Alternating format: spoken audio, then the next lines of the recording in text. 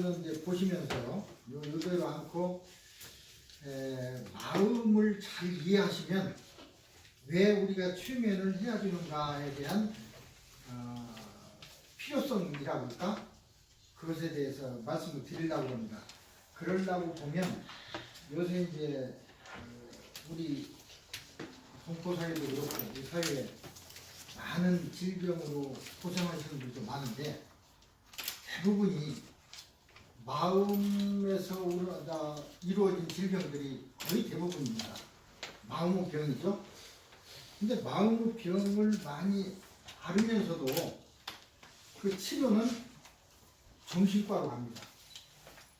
여러분 잘 아시듯이 정신과를 가면 이제 정신과적인 가야 될 병이 있고 마음 치료를 받아야 할 경우가 있는데 그걸 잘 혼동하니까 정신과에 가면 그분 정신과에서는 이제 뇌에 어떤 부분에 이상이 있다든지 분비에 이상이 있다든지 하는 건 그쪽에서 받아야 돼요. 어쩔 수 없이 또 뭐 우리가 못 오는 건 아니지만 일단 그쪽에서 받아야 되는데 이런 마음의 문제를 가지고 가게 되면 거기서는 특별히 해줄 일이 없습니다. 그래서 어떻게 하냐면 증상을 좀 완화시키도록 잠이 안 옵니다. 그러면 처음엔 수면제. 그 다음에 뭐 우울합니다. 그러면 항우울제. 정신이 좀 이상합니다. 그러면 항정신성 약품 중에 어떤 거 하나. 3가지 종류밖에 없어요. 이 중에 어떤 거 약은 여러 가지 나오니까 골라서 주게 되는데 이 약은 증상만 일시적으로 좀 개선할 뿐이지 약효가 떨어지면 또 마찬가지입니다. 근데 근본적으로 낫는 것이 아닙니다. 또 우리 몸은 그런 약물에 상당히 적응 속도가 빨라져서 이게 한 달 가고 1년 가면 약의 알수가 많아지고 나중에는 한 주먹이 되고 또 듣지도 않고 그래서 정말로 정신병으로 가는 그런 길을 걷고 있어요. 물론 의사 선생님들은 최선을 다해서 나으려고 도와주지만 도와주는 그 길 자체가 아주 천천히 정신병으로 만들어가는 길이 그런 과정이 있다고 나는 생각합니다. 마음의 문제는 마음을 치료해야 돼요. 근데 이제 최면은 마음을 치료하기 위한 하나의 도구입니다. 도구로 써야 돼요. 왜 그런지 이제 제가 그걸 말씀을 드리려고 합니다. 그러려면 먼저 마음에 대해서 좀 이해를 해야 또 최면을 왜 우리가 받아야 되고 그걸 사용해서 왜 치료해야 되느냐는 게 이제 확실하게 될 겁니다. 그래서 제가 오늘 말씀드릴 주제는 마음. 여러분 받으신 여기에도 한국에서 아주 잘 나온 게 있습니다. 6부작 마음이라고 하는 스페셜 KBS 굉장히 잘 돼 있어요. 이렇게 깊이 널리 탐구한 것이 없습니다. 한번 보시면 될 것이고 제가 말씀드리는 것도 이 사람들이 한 말을 토대로 해서 거의 이제 말씀드리려고 합니다. 자, 그러면 제가 먼저 말씀드릴 거거든요. 그 마음은 나를 지배하고 세상을 지배하는 게 마음입니다. 마음이. 근데 그렇게 얘기하니까 굉장히 마음이라는 것을 한마디로 딱 해서 어떻게 말씀드리기가 힘들어요.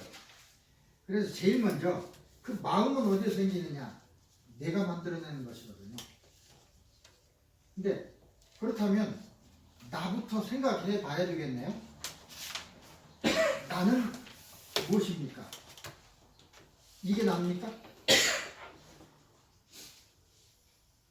이건 나의 몸입니다. 그죠? 나는 이 몸속 여기에 있습니다. 그것을 우리 그 마음의학에서는 최면학 마음의학에서는 잠재의식이라고 합니다. 근데 보통 때 어떤 얘기를 하냐면 이 사람 정신 나갔네? 이제 정신 들어왔어? 그러잖아요? 뭐 아파서 정신이 없을 때 대답보다 볼때 의식이 나갔네? 의식이 없어. 그러다가 말도 하고 눈도 뜨고 그러면 의식이 돌아왔네? 혼이 났어. 혼이 나갔어. 혼이 들어왔어. 나 혼났어. 그런 얘기는 혼이 났다는 소리는 혼이 나갈 정도로 그렇게 자극을 받았다는 소리입니다. 너 혼날래? 혼이 나갈래? 그 소리거든요. 그 혼, 정신, 뭐 의식, 뭐 우리에서 쓰는 건 잠재의식이면은 그 잠재의식 이 말은 공통적으로 단어는 다르지만 다 같은 것입니다. 그게 나입니다. 나의 실체. 그러니까 이건 육체고 이 몸은 내가 살고 있는 일종의 집입니다. 집. 이건 집일 뿐입니다. 근데 집에서 우리가 보통 때도 아파트 살다가 밖에 나갔다 들어왔다 하듯이 여기서도 나도 일시적으로 나갔다 들어왔다 할 수가 있습니다.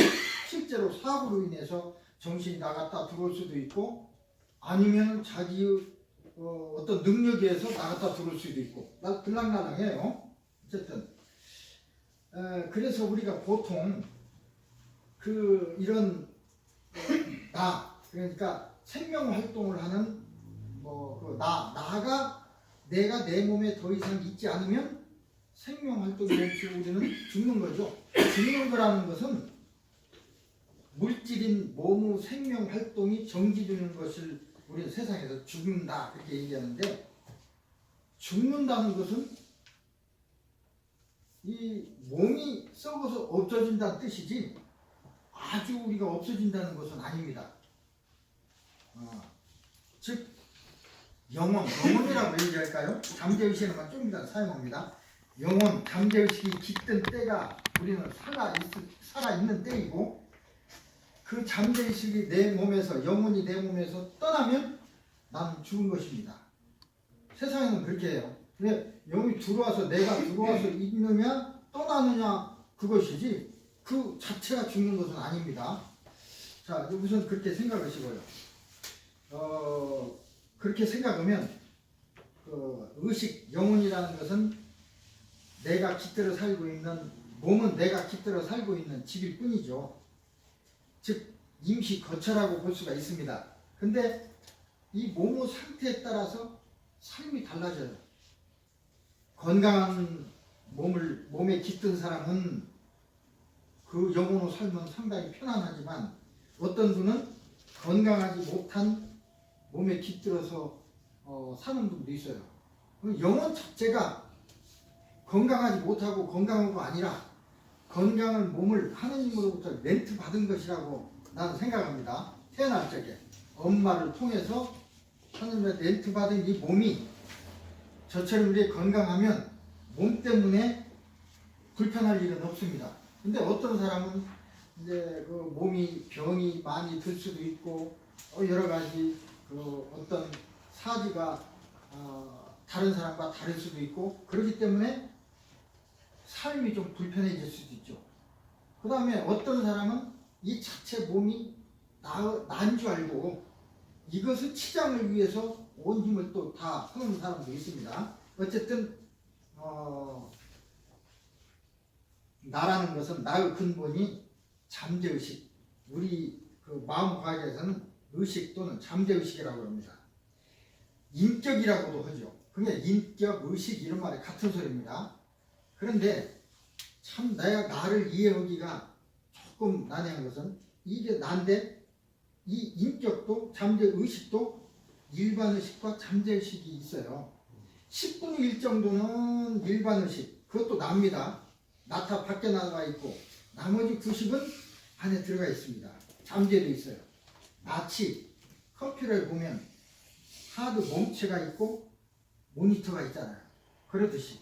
근데 모니터 자체는 물론 작용을 하긴 하지만 그게 우리 몸에서 작용하는 것은 10분의 1, 나머지 90%는 잠재의식이 다 작용하고 있어요.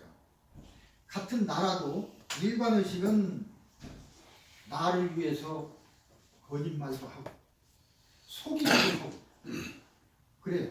그러니까 보통 우리가 이렇게 대화하고 얘기하는 것은 일반의식이 하는 일입니다.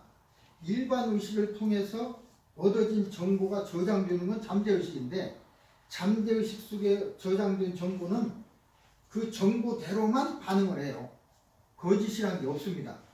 속이거나 임시적으로 그런 게 없어요. 그래서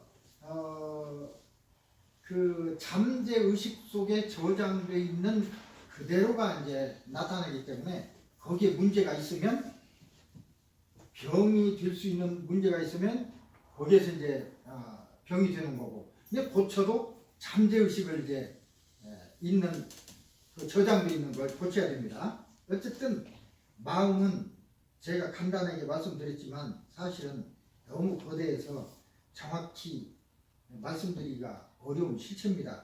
대강 이렇게 그냥 말씀을 드리고, 마음이 그럼 무엇이냐라고 하면 보통 과학자들은 대개 마음은 뇌에 있고, 대개 과학자는 그렇게 얘기합니다. 뇌를 활동시키고 뇌 활동에 따른 영향을 받는 것이 마음이다. 뇌는 마음이라고 하는, 그러니까 뇌는, 마음은 소프트웨어고 뇌는 하드웨어입니다. 뇌는 신경으로 구성되어 있잖아요. 전선이랑 똑같은 것입니다. 그리고 마음은 소프트웨어. 그래서 그 마음이 하드웨어인 뇌를 통해서 우리 몸을 지배합니다. 그래서 마음에 문제가 있으면 몸에도 이제 문제가 생기는 거죠. 그러나 우리 마음의학에서는 마음은 정보를 수집하고 처리하고 보관하는 뇌 고등 기능으로 이해를 하고 있습니다. 그래서 그 정보라는 것은 외부로부터 받아들이는 여러 가지죠. 시각, 청각, 뭐 할 것 없이 이런 자극들이 다 들어와서 뇌에서 처리되고 보관돼요. 모든 것은 뇌가 합니다. 그 예로 잘못 아는 그런 경우가 있어요. 예를 들어서 우리 눈으로 본다 그렇게 생각하고 있죠. 눈이 없으면 못 본다 그렇게 생각하고, 귀로 듣는다 그렇게 다 이해하고 지금까지 알고 있습니다. 그런데 눈으로 보는 게 아닙니다. 이 눈은 밖에 있는 것을 비춰주는 카메라에 불과합니다. 비춰주면 망막에서 신경이 있는데 빛이 들어오는 것을, 빛을 망막의 그 시신경에서 전기로 바꿔요. 전기 신호로 바꿔서 그것을 뇌로 보냅니다. 뇌의 시각령이라고 하는 곳으로 보내면 시각령에서 판독을 합니다. 이런 색으로 들어오는데 빨강이구나 노랑이구나 판독을 해요. 근데 뇌 판독에 따라서 달라지는 겁니다. 아무리 자극이 들어온다 하더라도 뇌가 판독을 달리하면 다르게 되는 것입니다. 듣는 것도 귀가 듣는 게 아니라 사실은 귀는 하나의 떨판 역할, 또 소리를 전기로 바꿔주는 역할만 할 뿐이지 그 소리를 듣고 판독하는 건 뇌에서입니다. 모든 것은 이렇게 들어온 정보를 전부 뇌에서 처리하고 뇌에서 보관하고, 이 들어온 정보들이 합해져서 마음이 되는 것입니다. 우리가 태어날 때, 그런데 마음이라는 건 우리가 태어날 때 부모로부터 받은 유전자가 있습니다. 거기에 의해서 나타나는 것은 우리가 선천적으로 받은 마음이 있죠. 그 이외의 다른 것은 전부 후천적으로, 환경적으로 우리가 여러 가지 감각기관을 통해서 들어온 정보에 의해서 마음이 만들어져요. 그렇기 때문에 모든 사람들이 다 마음이 다릅니다. 유전자가 다르니까 거기에서 마음이 다르고, 자라나는 환경이나 처한 환경이 다르니까 다 다르게 됩니다. 어쨌든 뇌 활동에 따라서 입력된 정보들이 마음이 되고, 이 마음은 또 뇌를 통해서 몸을 지배합니다. 자, 마음은 뇌를 통해서 몸을 지배하는데 그냥 지배하는 게 아니라, 뇌라는 건 하나의 전기 회로나 같습니다. 뉴런이라는 신경으로 되어 있는데, 그런데 축색돌기, 수상돌기가 있어요. 수상돌기에서는 어떤 자극을 전기의 신호로 바꿔주고, 그것이 신경을 통해서 전기의 신호로 쭉 갔다가 이제 신경